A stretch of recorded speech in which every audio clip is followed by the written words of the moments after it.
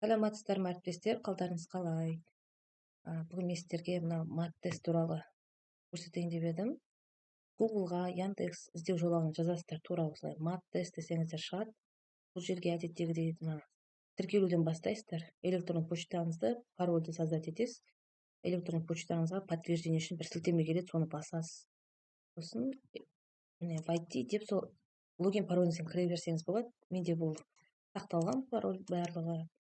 Бұл сайтта блогта немесе әлеуметтік желілерде орналастыруға болатын интерактивті тесттер немесе сауалнамалар жасауға болады. Енді бұл мат тесті тек оқушыларға кері байланыс алу үшін ғана емес, немесе қалыптастырушы бағалау құрал ретінде ғана қарауға болмайды.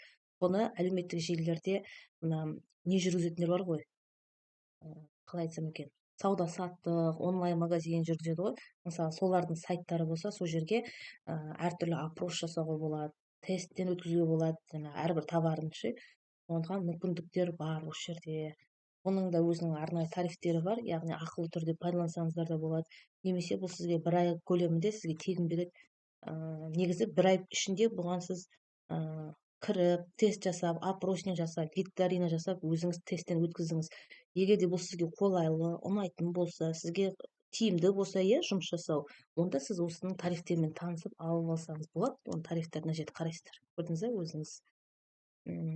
Енді так, мен алдында бір интерактивті викториналық сұрақтар дайындағам. Қазір мына жерге мына создать новый тест деп басайсыз. Сол кезде сіз енді таңдайсыз мына жерде. Бұл мат тестті үш түрлі жасауға болады.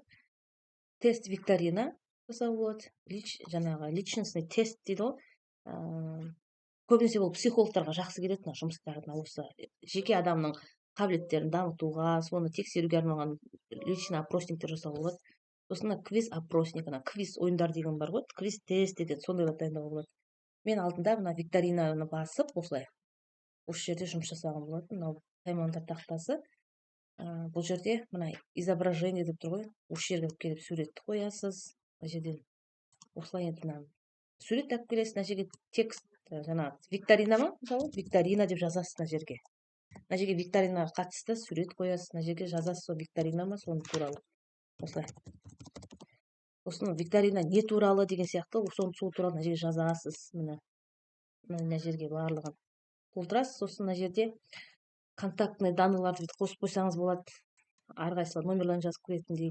Сосын мына жерде осының бәрін біткеннен кейін, мына основной беті жасап біткеннен кейін вопросы деген бөлімге барасыз. Вопроста, мысалы, бұны басасыз. Добавить вопрос. Бірінші сұрақ, Бұл жерге тоже сурет арқылы қойсаңыз болады. Немесе сурет керек жоқ, тек қана сұрақ жазамын да, мына жерге текстовый с картинками дегенде болады. Сұрақ, сосын ответтерін жазып, осылай жаса берсеңіз болады. Бұл өте қарапайым, оңай. Сіз бұны кіріп, өзіңіз жасасаңыз түсінесіз. Одан кейін сіз сілтеме арқылы жібересіз, соның барлығын результаты осы жерге шығады.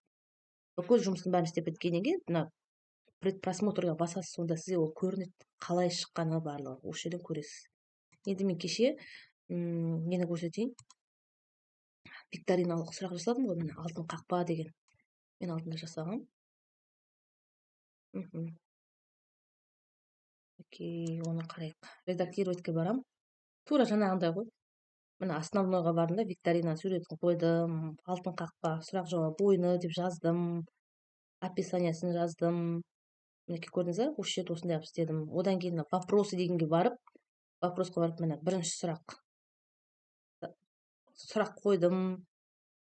Қай жауабы дұрыс, соны бүйтіп белгілеп қоясыз. Мысалы, қай жауабы дұрыс, соны осылай белгілейсіз.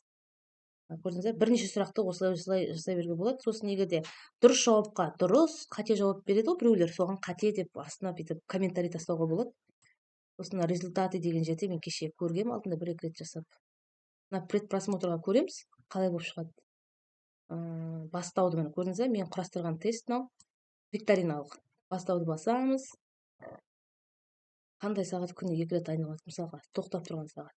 Міне дұрыс. Осындай бірнеше сұрақтар қойсаңыз, осының результаты барлығы шығады. Мен кеше бірақ қана тест қойған бұл жерге. Результатқа келіп қарауға болады. Мысалы, бір ғана сұрақ болған, сол біреуі дұрыс. 10 сұрақтың 7-еуі дұрыс деген сияқты ответ шығады. міне осы мат тестті пайдаланып көрсеңіздер болады. Осыны көріңіздер, өте қызық. Квиз тесттерді тура осылай жасауға болады. Опросниктерде болады. Міне сіз қандай ата анасыз, оған да жасадым кеше мен пробный қылып.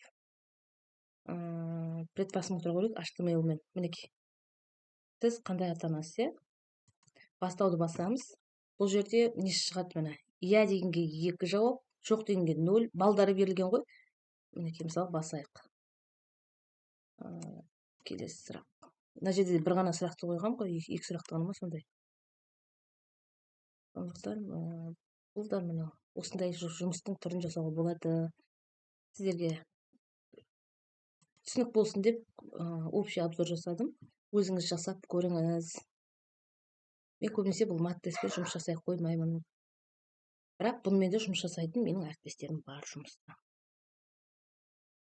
Рахмет назарларыңызға.